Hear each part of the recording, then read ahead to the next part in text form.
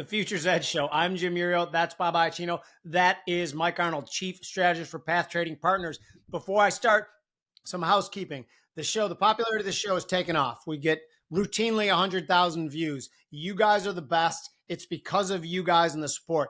Any DMs, retweets, subscriptions, even likes, we so greatly appreciate it. Remember what our mission is? Bobby and I are both in legacy media for a long time. Legacy media is bullshit. You're always at the whim of some overzealous producer or sponsor. We here are creating a platform we can say exactly what we want, when we want. We may be wrong, we may be full of shit, but it is our honest wrong opinion that you are hearing, and we think that's important. Wording is important. Also, thank you to our sponsors, Hardcore Italians. They are the best. Use our promo code for 15% off. Our promo code is FU, and it stands for Finance Unfiltered, you weirdo. I don't know what the hell else it could mean. I don't even know why you would even insinuate that, people. Bobby, you got anything to add? No, I do want to talk about, in terms of legacy media being full of crap, again, just go back and look at the actual words Trump said about not ruling out military use to take Greenland and Panama, and also the suggestion of the 51st state for Canada. And just everybody calm down when he says crazy shit. It's like James Fishback said, take Trump seriously, but not literally. He just talks. That's what he does. Things up. I used to do business with a lot of New Yorkers. I didn't like any of them either. But you New Yorkers who are my clients, I love you guys. Just you specifically. Right. Yeah. All right, Michael, you got anything before we start? Because we got a lot to talk about, it seems like. You guys have left me speechless already to start off the year, so I have nothing. Can we start with 10-year yields? Because this was recording on January 7th. We had a interesting auction today that went pretty well, better than I thought it would, but not great. A lot of people were upset with it. Yields have gone nothing but straight through the roof since the Fed began its historic easing cycle, trying to bring rates lower. 10-year yields have gone from 4.6 to 4.7. What the hell's going on? Bobby, you got a fundamental opinion on that first or no? Yeah, I do. So it was funny. I was actually listening to a crypto space yesterday, and I heard a lot of sort of incorrect economic concepts in the crypto space. The crypto talk was amazing, but I think these guys need to take a little bit of economics 101. I mean that with all due respect. In case anybody knows who I'm talking about, I doubt they did, because I usually jump in those things anonymously at first. But these guys were talking about how the banks are forcing the 10-year higher so they can keep mortgage rates higher, even though the Fed is aggressively easing. So there's three things wrong there. Number one, banks don't force mortgage rates anywhere. They relate them to somewhere between the 10 and the 30 year. And the 10-year yield has been rising, as you mentioned. Number two, the short end of the curve is not what mortgage rates are based upon. And the Fed is not aggressively easing anymore. If you look at the CME Fed Watch tool, as of today, it is January 7th. So when you're watching this, it's a week or so later. But literally, the market is only pricing in now 25 basis points of rate cuts, and they're pricing in it in June. And it's not even a very high probability price in, right? If you look at the sort of probability tab that sits on that CME Fed Watch tool, it's a June cut. It's only at 44.8%. Unchanged is at 32.9%. Then there's a little bit of a 50 basis point being priced in, and you can go from there. When you see the 10-year running like this, to me, given where the Fed is definitely in an easing mode versus a tightening mode, right? If you had to lean one way or the other, it would be toward easing. That's inflation. That's the markets pointing to the potential for another move up in inflation. And I'll add that they might be saying that Donald Trump's inflationary too, is what the market might be saying. Sure. Correct? Yeah. Sure. But something is inflationary and the Fed's not fighting it appropriately, and that's why 10 years have shot through the roof. So, I mean, any comment on the ISM prices paid number today? It was big. It was big. It was high. It was big. I mean, you got a lot of stuff that's not pointing to disinflationary trends anymore prior to that. The fact that you brought that up, Mike, I'll say something that adds to what I said a second ago. Services, this was services prices paid. That's wages. Okay, essentially a massive component of services prices paid is wages because it's services. So people are getting paid more, therefore the service is being charged more. It's not manufacturing. It's not technically a product that's being sold. It's a service that's being sold, and the people are being paid. So that is wages. And when I look at Mike Singleton's work lately, he sees an accelerating wage component through most of the economy. It's Mike Singleton from Invictus Research. So that's wages. I thought that was important. I think that's part of the reason the 10-year yield is rallying.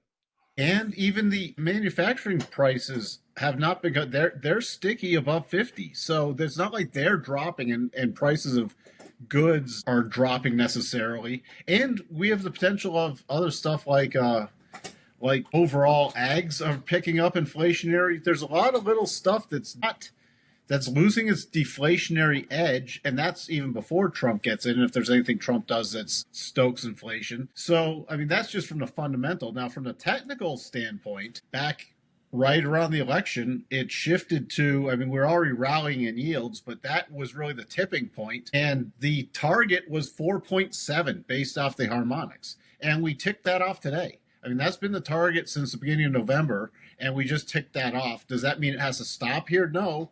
But I was watching it for return to the area of the 23 highs, and we're within that area of the 23 highs, and we don't have a major topping pattern. We have some divergences, sort of a waning momentum prior to today setting up, but nothing yet. We don't have a significant topping pattern that says yields need to materially pull back on the 10-year yet.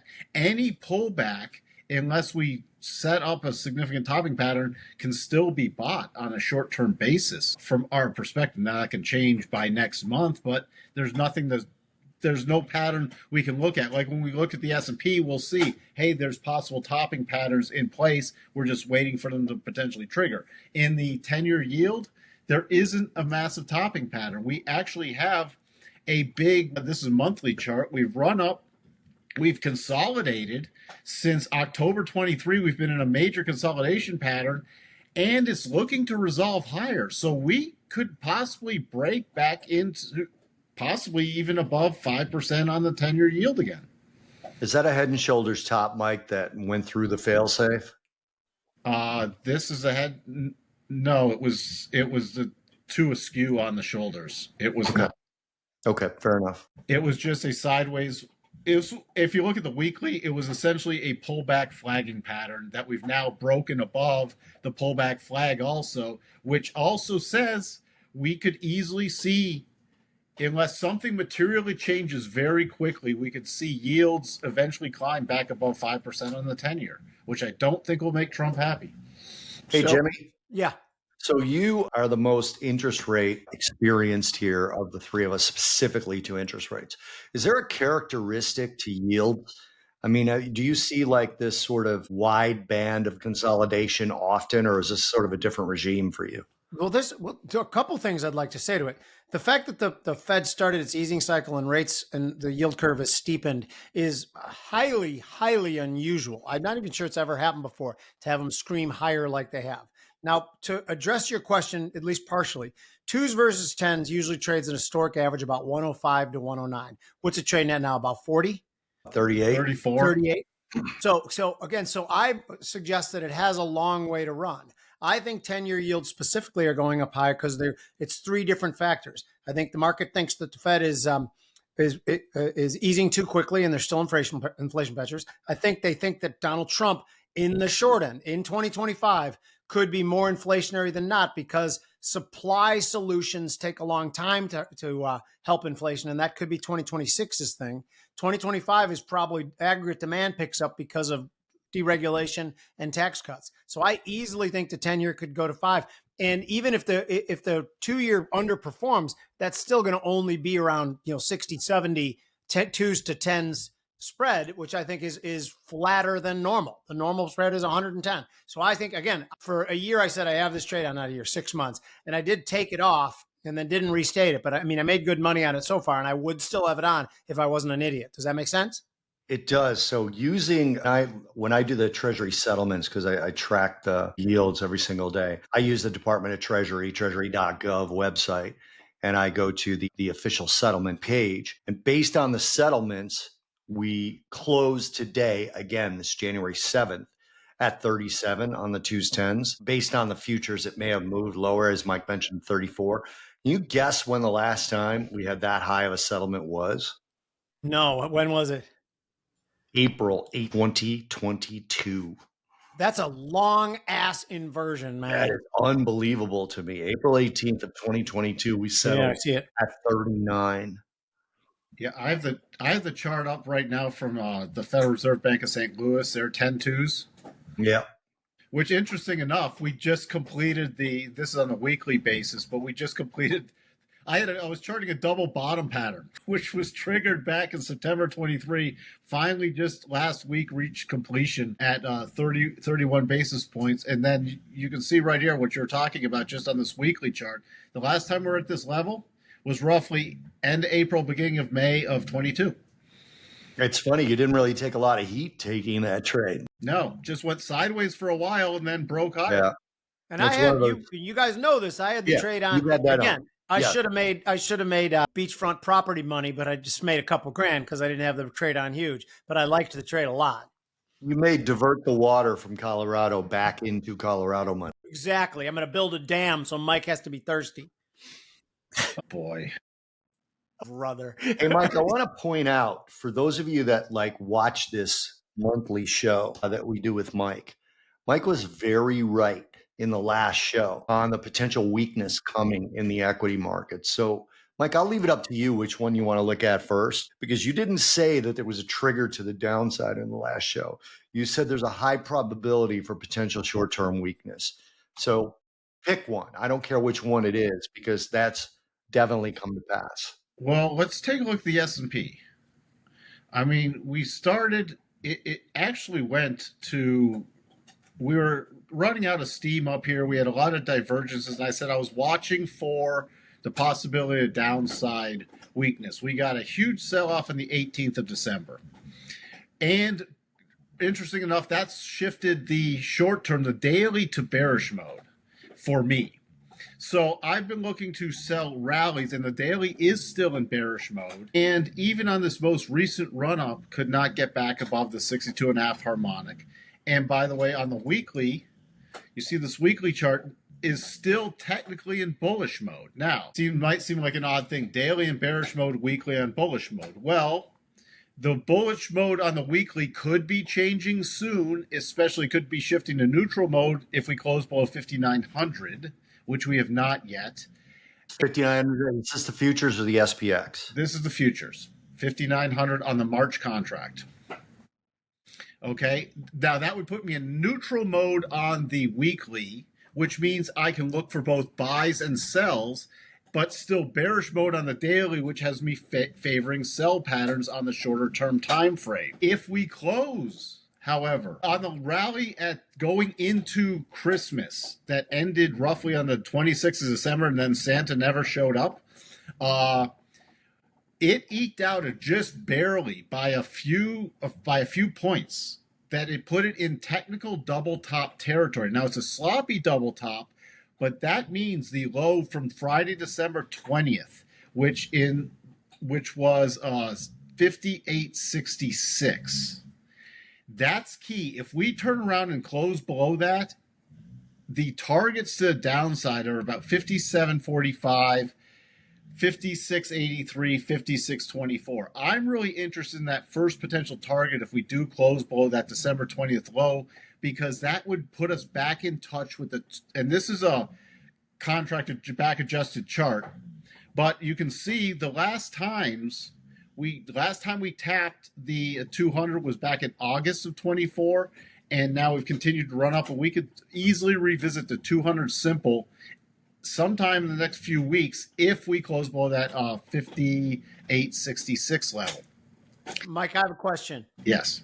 Okay, at what level do you think the weakness is over? Because I have my level. I think what it is. I think that middle, that high, what is that, a hanging doji or whatever? What is that? Where you call that one candle? That candle. It's something, right? Shooting star. Yeah. Yep. Yeah, I mean, I know how I trade it, but I just can't remember what it's called. A settlement above the body of that shooting star, to me, it looks like there's more strength ahead. What would you say would make it more strength? What I said on the live stream yesterday is fascinating because I said we need a close on a daily basis above 6,080, 6,068.25, which is the 62.5 harmonic.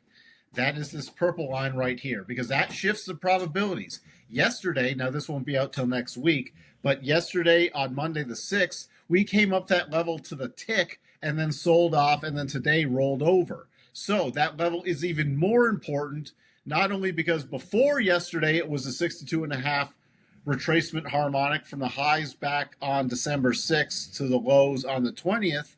It was also validated by running up to that level yesterday to the exact tick and then rolling over. So that is the level on a daily closing basis. If we close above there, then I'll start watching, because the magnet price then comes to around 61.44, 61.50 area that we should at least retest the highs from the beginning of December and possibly then break out higher. But if we do not close above that 6,068.25, then I still have to favor choppier to lower prices. That's what, yeah. So we're basically on the same page. We're just about 20 ticks apart, right?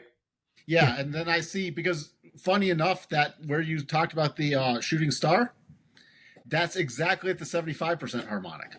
Interesting. So that topped out at the 75% harmonic. Then we came back to the 62.5% harmonic. And that's why these harmonics work. So if there's one thing you take away from this, just learn harmonics, and it's completely free to learn. It's 12.5% intervals. Tell me this. This is a trading view chart, which, by the way, they don't sponsor us and they should. If I dump my Bloomberg, because Bloomberg's 30 grand a year, is this, you have to pay for that chart or no? No. That charting service? It depends on how many indicators you want. There's a free thing that you can do a certain amount of indicators. I pay, but like I just renewed for a Black Friday deal, and I got like a year and a half for $300 of their top of the line service. So yeah, so not Yeah, I so pay not, as well. nothing But I pay for like just like a middle tier plan that's somewhere in the range of like $229 a year or something. Okay. Yeah, I wouldn't care about that. Can you believe that Bloomberg's are 30 grand a year? Ridiculous. I understand you can easily look stuff up, but if you're willing to double check the work that AI gives you, the answer that AI gives you, between, help me out here. Well, you had it's a blue screen Between of death. Claude, We should reboot you, is what we should yeah, do. I needed rebooting. Mike, That lean was a over, press weird the thing. off button. I was trying to get my dog to stop chewing on a bone. There's a good one now called Perplexity AI that I almost did some work with, but I decided not to. Between Perplexity AI, ChatGPT, Claude, Grok, you can usually find out things you're looking for that you normally would have had to go to Bloomberg for. Just you got to check your work with those three, because oftentimes they're wrong. The amount of times I'm correcting ChatGPT is ridiculous. And you know why I keep my Bloomberg, right? Yep. Because all my clients are on Bloomberg, and that's how we communicate, right? Yep. And that's why it's still 30 grand.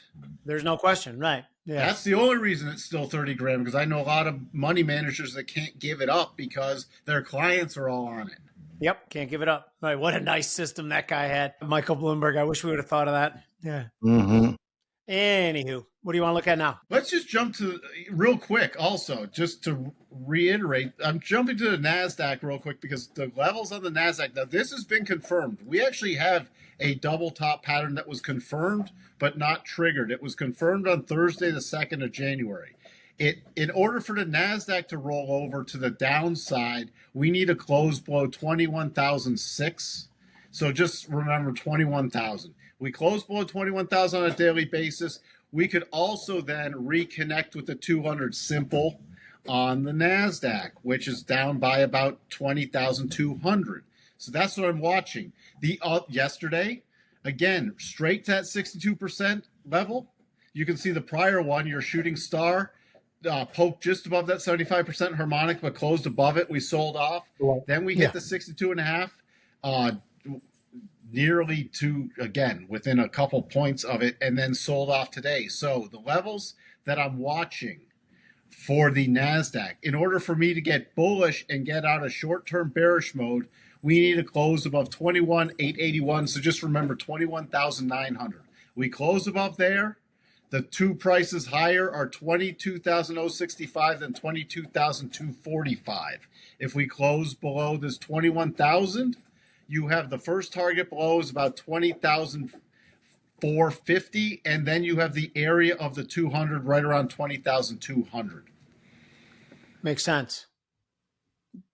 I agree. It's so funny how we, from a technical analysis standpoint, and by the way, we're morphing together over the years since we've known each other. But my stuff comes up with similar levels to yours, but from different angles. But it is kind of interesting, like the shooting star thing. But yeah, that's one of the best things about technical analysis. A lot of people dismiss. Right. I'll leave his name out from now on because we're still sort of friends with him. But there was a guy one time who said, when I was standing next to him at CNBC, he goes, "I don't know what Bobby's talking about. That all looks like lines and squiggles to me." And it's just, I maintain for people that dismiss technical analysis, if you're looking at an income statement, that's technical analysis. If you're looking at that for a stock, if you're looking at a balance sheet or you're looking at earnings, right? When there's an expectation of an earnings level and the earnings level comes out differently, that's like a close below a level, right? Interesting. All of this is basic math and mob mentality. And it's the same thing. Everybody's like, I don't do technicals, I do fundamentals. Yeah, you sort of do technicals though. Right. But anyway, it's about sentiment and momentum. Like, it's not lines and squiggles. He's wrong, and I know exactly the way he said it. I can hear his voice. And again, I like him, but he's kind of a little bit bombastic. He's a great guy, honestly. Yeah. But yeah, I got a little. Well, people chart earnings. They compare quarter to quarter. They can draw charts of earnings. You can do technical. It's lines. Oh, yes. You could do analysis on it. It's just a way of charting data. Amen, brothers. Anyway, what do we got? What? Yeah, why not? CL, I like it. Crude. Now, crude. Before I get to crude, I just want one of the things I follow. Let me sidetrack real quick, and if you don't want to do this, let me know. But the Thomson Reuters Commodity CRB Index is fascinating. Why I want to jump to this before crude, because crude has been sort of on a more bullish run than expected. But here's the big run up from the COVID lows to the inflationary highs that topped out in June 22. We pulled back, and this is a monthly chart, okay? And we've been making consistently higher lows, and we've now been breaking. We had a very big resistance base that we've now broken above, and from that purely technical analysis, which is that foo-foo witch doctor stuff, we close above 301. It shifts the probabilities because that's a close above the 62.5, and we're closing in on it, which that could lead to a retest of the high area from where we topped out prior to, the pullback in inflation from the last couple years. So I'm paying very close attention to that. We're getting a lot of undercurrent of inflation potentially building, which we sort of talked about earlier. Now tie that in with crude. If we tie that in with crude on the daily, I mean, we're in this consolidation range since the middle of October. And we broke through that pretty steadily over the past few days. So the prior major resistance of this 70 to 70, 71 to 72 area has been solidly broken. And we could see easily still a potential retest of the high area that we formed at the beginning of October and the high area that we formed in August. And then we're coming back up against some major resistance. Now, overall, we're still in a major consolidation pattern, but this has surprised me from just because you've heard crude's going to slow down in the economy and everything else. Crude, watching for the breakdown, and it's done the exact opposite and broken out the other side. And now we have a rising rotation zone. We're above the 200 simple. We're still in that consolidation pattern, but I could see, running up closer to 76 before you put in maybe a minor topping pattern. So this is today was the highest close we've had since October 11th. First close above $74 that we've had since October 11th. And you notice, I always like to notice on charts when this is the highest since, or the beginnings of down moves.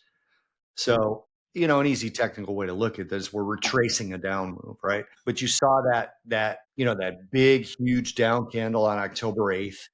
right? And then we got a little bit of a rotation higher and then just a breakdown. And this is the range, the lower end of the range that we're still in. And like Mike said, this is definitely still in a consolidation pattern, right? The interesting part about this is there's starting to be a loud sort of a murmur in sort of the crude oil analyst company, which I like to think I'm a part of to a certain degree. John Hess from Hess Energy was the latest to say that supply and demand are kind of balanced now in crude oil. And we just had South Sudan they had a 10-month force majeure, which was really just a battle with North Sudan. It wasn't really a force majeure. There was risk of military action destroying their entire production capacity. So they just kind of shut it down, called it a South force majeure. They're going to restart production. Now it's only 150 to 170,000 barrels a day. But if it's true, if what Hess said is true, that we're on balance, these little bits and pieces of supply and demand actually start to matter. And we had an increase in supply theoretically that was announced today, and we still got a rally out of it. So I have a question for you, Bobby. Yeah. And first of all, thanks for mentioning Sudan. We are huge among the Sudanese people. They watch the Futures Edge all the time. And I'd like to thank you all in South Sudan and North Sudan.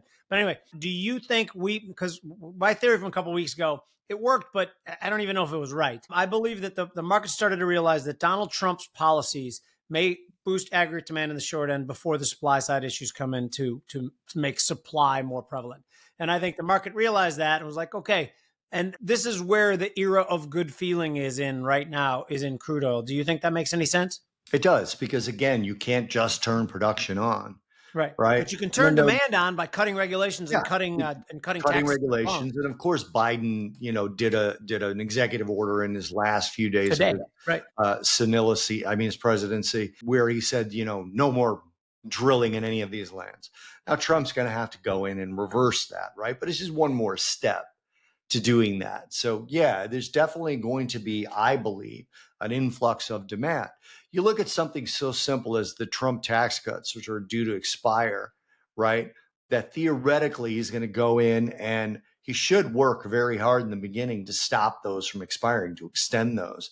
That should be the first spending of political capital that happens in this administration, in my view. But they keep saying immigration is number one. Either way, you're talking about an influx of those sort of animal spirits, and that could drive crude oil higher. And even though we're looking at more services strength than manufacturing strength, it matters less for crude oil than it does for industrial metals. Services strength boosts crude oil demand. It does. Manufacturing will give it a second boost if it starts to drag it higher. What market will you make me on Joe Biden giving posthumously the Medal of Freedom to Jeffrey Epstein? Would you give me $1 million to 1? I'll bet my dollar against your million. It would be tighter than that. Because if you give me 10,000 to $1, I'll bet it. I'll bet it right now. Moving right along. No, I like it. So where does crude go then, you think, Michael? I'm watching for a short-term topping pattern between 75 and 77 coming up. Fair. We're getting to cycle tops. We're getting to nearly overbought conditions. It's just, then it's going to be watching, okay, when we get up to that level, when we roll over, how significant is the pullback or how insignificant is the pullback? So this is not the place I'd be loading up on crude longs. That ship's already left. I'm watching for the topping pattern and then the pullback to see how strong or weak that pullback is, because that's going to be very telling on the next significant play in crude. There just isn't a fantastic setup right now. Hey, Mike, this is a good time to look at, you have us above the 200 already, right? Yes. See, I have the 200 today coming in at 75.42, and it is a simple. I've just always wondered why, and this has been for years, where our two did not match up. Is there? Are you on a continuous? Yeah, is that why? I'm on a continuous back adjusted. I'm not. See, if I come in on the non-back adjusted, there we go. Yeah, you're looking at 75.50 as the 200. Okay, that's where I have it too. I have it about 75.42. That's close enough for me, but yeah, no, I don't have it back adjusted. Yeah, it depends if you're back adjusting or forward. That's why I like to do most of my analysis on a back adjusted chart. However, before I put on trades, I finish my analysis always on the contract I'm trading, which again would not be back adjusted because I'm only looking at that contract. Why don't you So explain to people what that means and how you do it on this platform, at least? on TradingView, you have this little back adjust. It says B-ADJ. What that does, if it's not clicked on, what it does when you roll from contract to contract, it just takes the new contract price and doesn't match it up to the old contract. So it artificially changes all the prior contracts prices besides the front month or whatever month you're on. Okay, because you can either go to the front month or the second month, depending on which symbol you're using for a continuous contract. So, what that does is, in some ways, the technical analysis comes out stronger when you go on a continuous back adjusted chart, especially for weekly and monthly charts. It comes out much stronger. For daily charts, I can do analysis on back adjusted and non back adjusted, and you'll see me switch back and forth sometimes. But for ease of simplicity, when we're doing something like this, I leave everything on back adjusted, just have the continuous nature in there, because we're not calling out trades on this. We're calling out levels to watch. Makes sense. Okay, let's hit 2 more things, because remember, we got to wrap up. How in like about 6 gold? minutes. Love it. Yeah. Gold, I mean, all right. We went on the massive tear, and I talked about that I was watching for a pullback and or consolidation, because remember, there's 2 kind of corrections. There's pullback corrections and sort of sideways consolidations. If you look at crude on, let's just go to a monthly chart. And this is where it's really handy to have the back adjusted charts, because you can see I can go back. All these symbols at the bottom, all these purple arrows, are when contract rolls were. But you can see how it looks very, very smooth. Now, on the monthly basis, we ran up into November. And this is where I started talking, and I know I mentioned it here also, where I was starting watching for the bigger corrective pattern into the beginning of January. So far, based off a monthly chart, hey, we corrected sort of sideways, slight pullback into the rising rotation zone. We're nearly at completion of that. So over the next couple weeks, I am watching for a significant bottom in gold to start the next probably pretty powerful leg up, and where we could easily take out the highs from October, end of October, and move beyond there. This is where I want to stop people and say, watch the last show, because Mike absolutely said that the higher probability in his view was a sideways correction. And then he explained what that was in the gold contract. Mike, can you get more granular on when we'll know, like what will be the signals that the race is on to the upside? Sure. We already completed, and this is something I cover. And if you want to watch what I do, just tune in to me on YouTube every day, because you'll get the up to dates. But we finished That's the Path Trading Partners YouTube channel. I want to throw that out there, which is completely free. So all this stuff is taught, it's completely free for people to learn. But we completed a little channeling double pattern back on the 3rd of January, and now we've pulled back. We're still holding that channel. My short-term thing is a move above 26.79 with then a follow-through close. The level's 26.99.6, so 2,700. We start the daily close above 2,700. I'm watching for a retest then of the 2,750 area, and then longer term, if we settle above 2,740 on a weekly basis, it's pretty much off to the races again, from my perspective, to retest those October highs and then break out from those October highs. And the initial targets on that, let me put those out there, the ones that I will be using. Intermediate target 2860, which when I say intermediate target, that's where I look to raise a stop. So let's say I was looking to get long on a close above 2740 if I was not already long. Then I'd be watching for a retest of the high area. We break out about there. A stop raise would be at 2859, and at another minimum, the next target 2891, so roughly 2900 would at least be another stop raise, if not a partial take profit, especially if we're having a daily topping pattern occur up there. But those are the exact levels I'm using. And then if we continue to run, because you'll see I don't change these charts, and one of the reasons these charts, you'll see them on the daily live stream. You'll see them on when I'm on with you guys, because this is how everything's held accountable. I don't just change these levels. I'm showing you right now where they come from, and we have the harmonic cluster right at that 2,900. So that's going to be a very key area when we do resume the uptrend in gold. What would change it all? Because that's always I love the something. when there, by the way, when we resume the uptrend. Right. Well, it's based off another pattern. We still have a pretty substantial Elliott wave. This is a wave 4 pullback for any Elliott wave people. And so we should see a resolution and a new breakout of a wave 5. Now, at some point, we're going to get to that wave of 5 in gold, and then we are going to put in a significant topping pattern. It's just not there yet. If we started closing back below 25.50 in the next couple weeks, that would put sort of the damper where I'd start looking, okay, maybe this was premature on the move up. And by the way, I made a mistake on that last level. The longer term level, it has to get above 27.30. My level was not anchored correctly. Sorry about that. It's 27.30 on a weekly closing basis where I'd start to be getting more and more bullish. Now you said 27.40. I want to point something out, Jimmy, that, and I've talked to you about this before. Back when I was on the TMZ of social media all the time, sometimes you'd have a quick fill in or something and they'd say, we want to talk about this. And oftentimes I wouldn't necessarily have a fundamental view of that thing. And I would go to the chart and say, okay, which direction is the chart pointing? And in this case, to me, it's pointing up. And I'd say, okay, I need to come up with a fundamental reason why the technicals might be right. And that would be where my opinion on the TMZ would be, right? Yeah. You say, okay, it looks like it's going up. So what would make that happen? And that would be my opinion. You got to be right a lot because of that.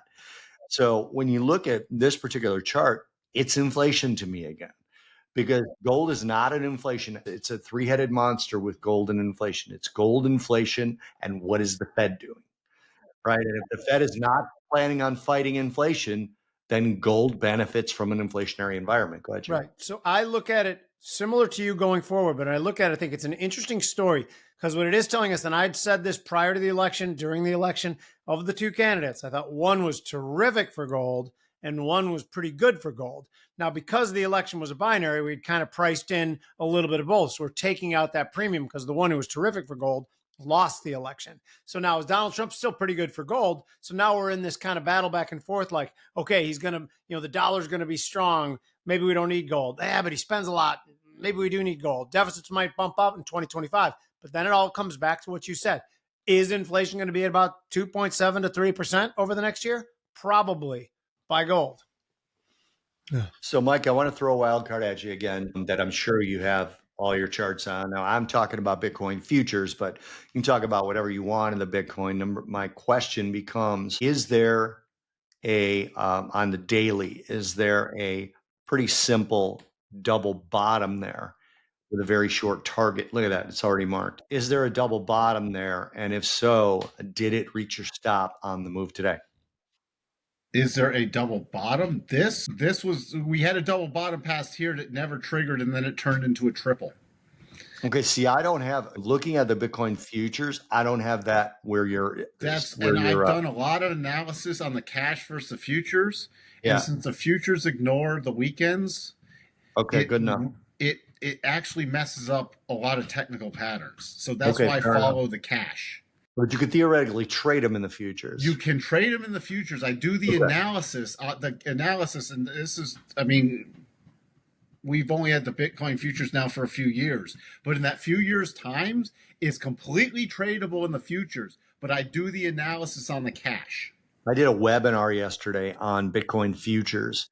And the funny thing to me was I showed this as sort of a real world example of what was happening now on the futures. You can just throw up the futures really quick, Mike, just so I can show people this. And I begged everyone to take this trade and demo if they were going to take it. Okay. I begged them to take it in demo. I said, do not take this live, because I'm telling you, if you take it live, this is going to be one that the 30, 40% of the time that doesn't work. Right. So I'm glad to hear that cash thing. That's good to know. Yeah, here's the futures chart right here. Yeah. And it did technically set up, and it did close yesterday. Now, would this have invalidated it? That's the question that you need to ask now. That's the question I'm asking you. And that's what I'm going to tell you, because we did not get to the stop raise. So based off this chart, very specific rules, but until you get to this first target area where it shifts from orange to yellow, which is based off the futures 105, roughly 105, we do not change the harmonics. So right now it's still the harmonics based off this right-hand side. So either a close below 95,375 or a trade through 94,160. So if the market just collapses back below 94,160 before it closes below 95,375, it's invalidated. If tomorrow it closes below 95,375, it would invalidate and that pattern would be over. If it turns around and goes back up, because again, it's Bitcoin. You know, So in this particular case, Jimmy, pattern's invalidated, it's not invalidated, and that's the technical invalidation point.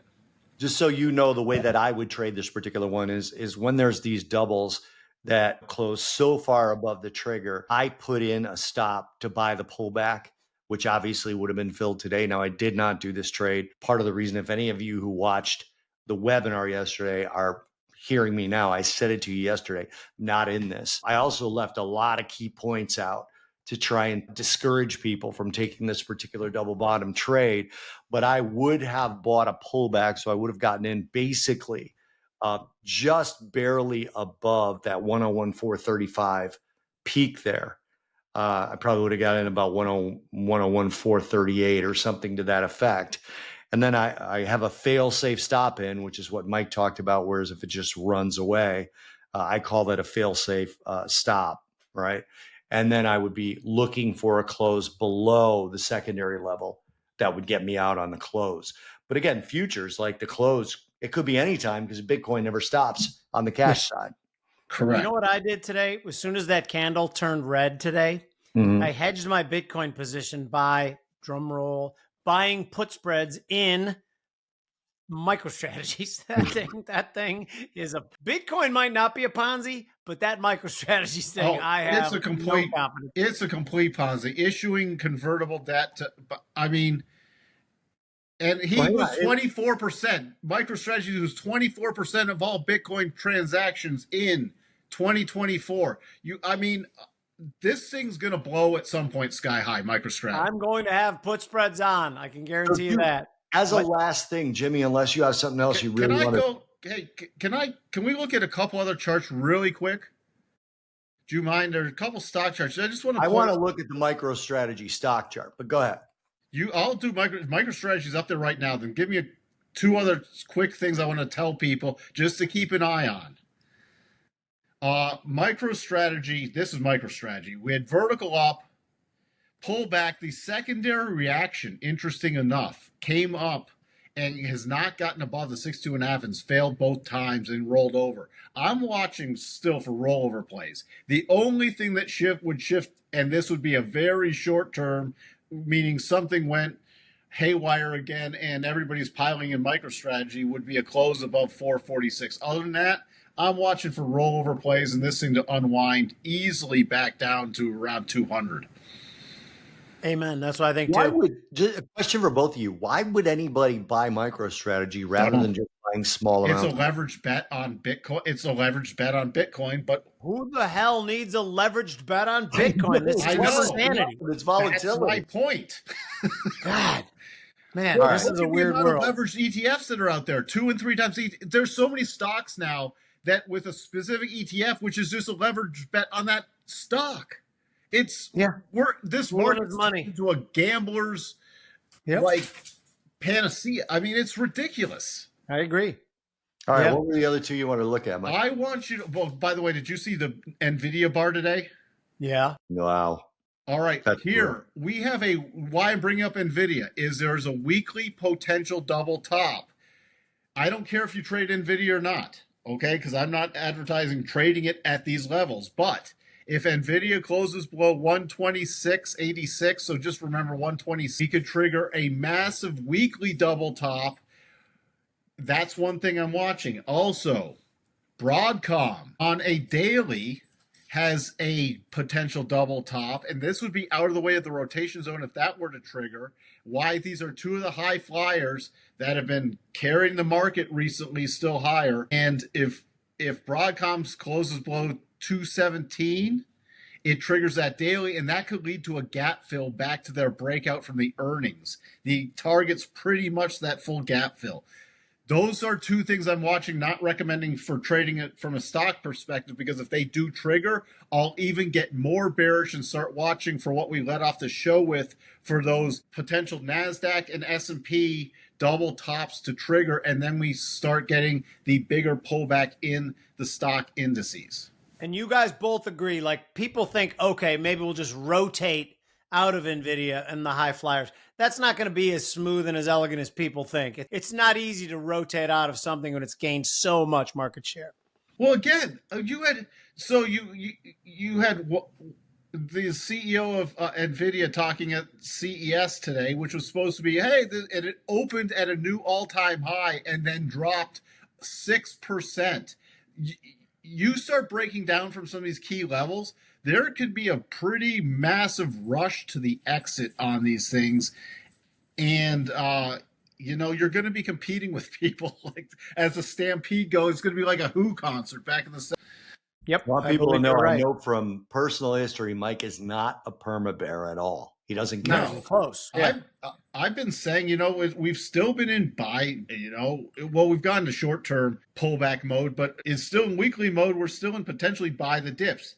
That could change. And when it does change, I will change. And then I'll look at the charts and say, okay, here's the bearish scenarios. But as you notice, we always go over a bullish and bearish case, because if you don't analyze the markets both ways, you can get a scotoma and start only seeing what you want to see happen, not what actually is happening.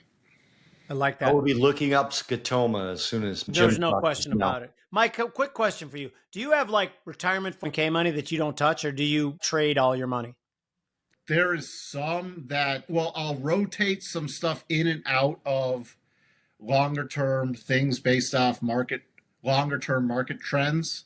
Yeah, that's what I do too. It's not actively traded like on a day-to-day basis. Right, like a week-to-week basis. That's what I do. I reposition based on different technical patterns and things, right? Yes. All right, cool. We done? We are. Yeah. People, thank you. This is the Futures Edge. I'm Jim Uriel. That's Bob Iacchino. That's Mike Arnold, Chief Strategist of Path Trading Partners. Please find him on Twitter on the times that he's not kicked off, and subscribe to his YouTube channel. But as long as you're subscribing to a YouTube channel, subscribe to the Futures Edge YouTube channel as well. Remember, we've had great success at this so far. We're huge in Sudan, as we both said before. That is because of you people. Special thank you to the Sudanese people, and special thank you to the Canadians, who are soon to be the first state of America. We welcome you with our open American arms, except if you're going to bring in any of those socialist policies. None of this works without you guys. You guys have been fantastic with the DMs, the support, the retweets. Thank you so much. Thanks to our sponsor, Hardcore Italians. Use our promo code and the link provided. Promo code is FU, standing for Finance Unfiltered. I don't even have the energy now to make a joke about that. I'm Jim Uriel. Bobby, do you got anything to sign him off or no? Yeah, as soon as the weather warms up a little bit here, I'm going to go swimming in the Gulf of America. The Gulf of Uriel, I'm going to call it. Let's just call it anything we want. Do you have the water rights to that too, Jim? Sure, it's probably, right? See, we wind it all full circle. Comedically, we wind it all full circle. Yeah. All right. Thank you, guys. Cheers, guys. All right. Thank you.